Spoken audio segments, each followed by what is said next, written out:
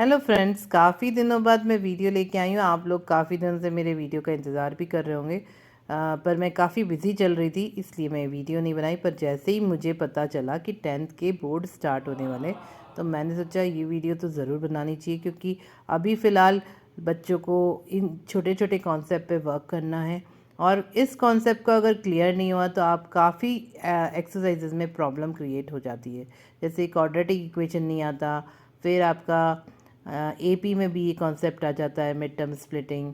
तो इस चीज़ को मैं आपको बहुत अच्छे से समझाना चाहती हूँ। तो शुरुआत करते हैं हम एक जनरल फार्मूले से। तो जनरल फार्मूला आई थिंक आपको सबको पता होगा कि A X square plus B X plus C होता है, और इसमें एक्स स्क्वायर के साथ कोफिशिएंट ए होता है और एक्स के साथ बी, और सी को हम कांस्टेंट बोलते हैं।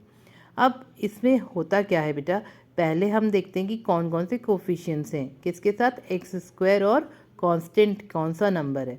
इन दोनों का हम प्रोडक्ट निकालते हैं, और इसका जो प्रोडक्ट होता है, उस प्रोडक्ट का जो आंसर आता है उसको हमें ऐसे स्प्लिट करना पड़ता है जिससे हमें बी मिल जाए।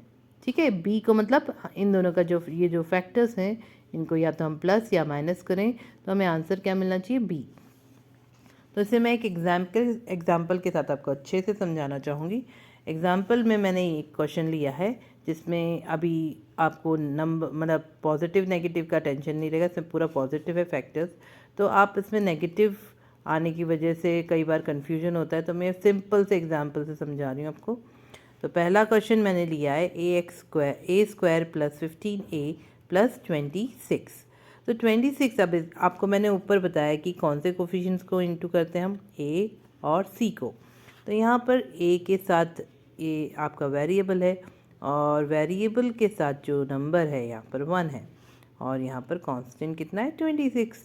तो 26 इंटू 1 क्या होता है बेटा, 26 इंटू 1 होता है 26। तो 26 के फैक्टर्स हम पहले लिख के देखेंगे। तो इसके फैक्टर्स मोस्टली क्या होते हैं आपके, 26 इंटू 1 और 13 into 2 and last is 26 into 1। Again मतलब लिमिटेड हैं इसके फैक्टर्स, तो हम इसमें देखेंगे कौन से फैक्टर्स है जिनका सम या डिफरेंस क्या आए, 15 आए। ठीक है, तो 15 के लिए हमने देखा कि ये परफेक्ट है।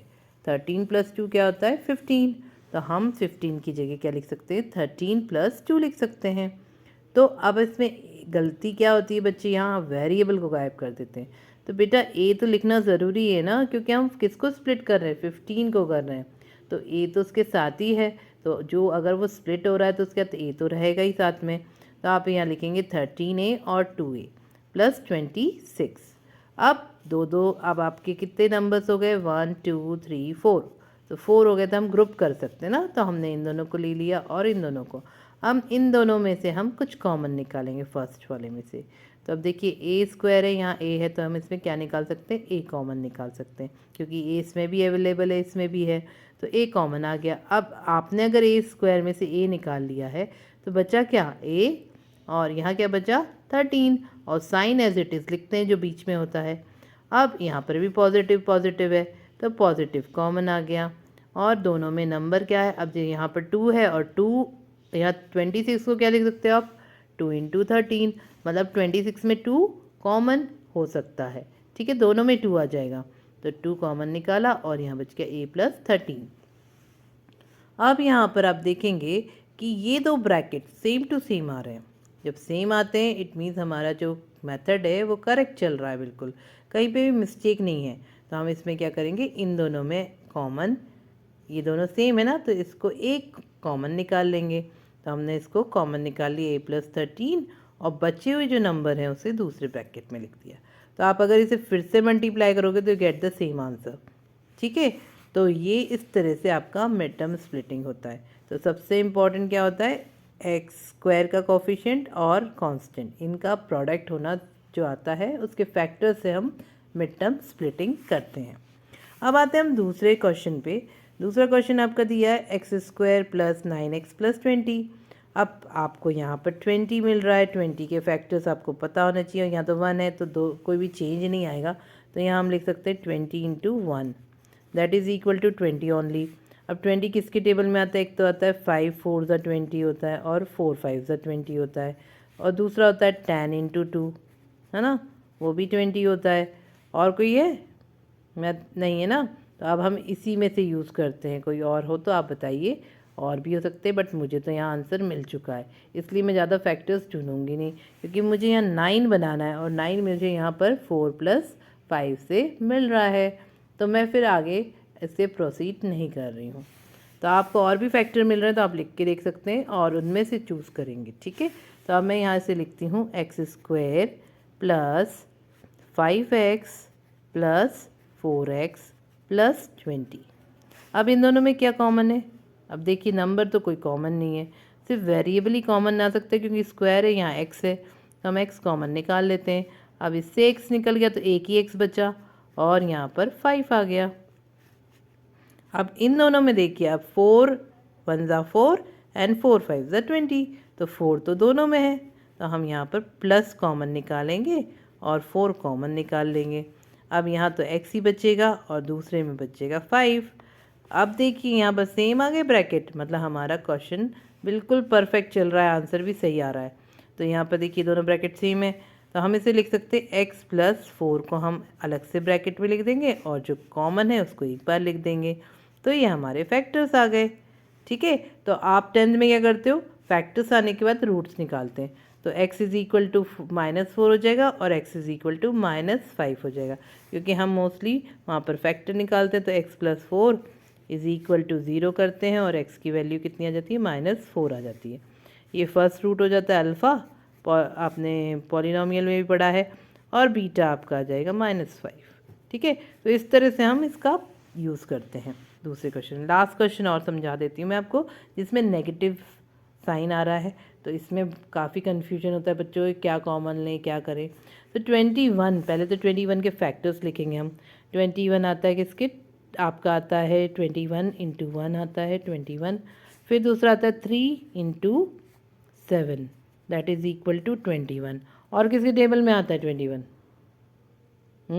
नहीं, अब बस यही हमारे पास फैक्टर है। और यहाँ पर क्या दिया है? 4s। अब यहाँ पर देखो 4s कैसे आ सकता है? अगर हम 7 - 3 करते हैं तो 4 मिलता है, तो हम इसे ब्रेक कर सकते हैं। तो हम यहाँ लिखेंगे s²। अब यहाँ पर ये होता है कि नेगेटिव साइन आ रहा है, तो इंटीजर, मैंने आपका फर्स्ट वीडियो आपने देखा होगा मेरा, इंटीजर का कॉन्सेप्ट उससे आपको क्लियर हुआ होगा कि नेगेटिव होता है तो इट मीन्स या तो बड़ा नंबर आपका क्या होगा? बड़ा नेगेटिव होगा और छोटा पॉजिटिव होगा, या फिर दोनों ही नेगेटिव होंगे। तो हम अगर यहाँ नेगेटिव नेगेटिव साइन लगाते हैं तो क्या होगा? ये तो प्लस हो जाएगा, है ना। तो मतलब एक प्लस एक माइनस लेना है, तो हमें कौन सा नंबर प्लस लेना पड़ेगा और कौन सा नेगेटिव लेना पड़ेगा? तो बड़ा नंबर 7 है, तो हम 7 को लेंगे यहाँ पर, ठीक है। और दूसरा जो है उसको प्लस ले लेंगे, क्योंकि उससे हमें नेगेटिव वैल्यू मिलेगी, ठीक है।